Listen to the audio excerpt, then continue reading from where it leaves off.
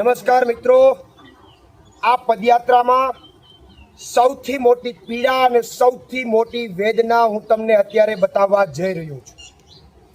પાદરડી ગામની બાજુમાં એક અહીંયા નદી છે.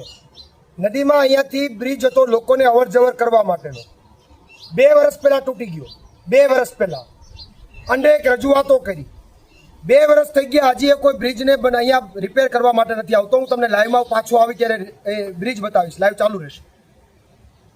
એટલા માટે રાઘવજી અહીંયા આવવાના હતા, કોઈ ન આવ્યું. એ બ્રિજ રિપેર ન થયો. જે લોકોને અવર જવર કરવા માટેનો નાનો જે પુલ બનાવવાનો હતો એ પુલ ન બનાવ્યો. એટલા માટે અહીંના સ્થાનિક લોકોએ અવર જવર અહીંયાથી પેલી બાજુ જવા માટે, અહીંયાથી જવા માટેનો કોઈ રસ્તો નથી. પેલી બાજુ જવા માટે એની રીતે આવી એક વ્યવસ્થા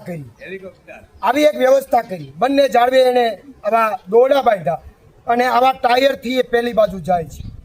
જીવનું જોખમ કહેવાય. અહીંથી ત્યાં જવું, કદાચ કોઈ પડી જાય નદીમાં તો જીવનું જોખમ કહેવાય.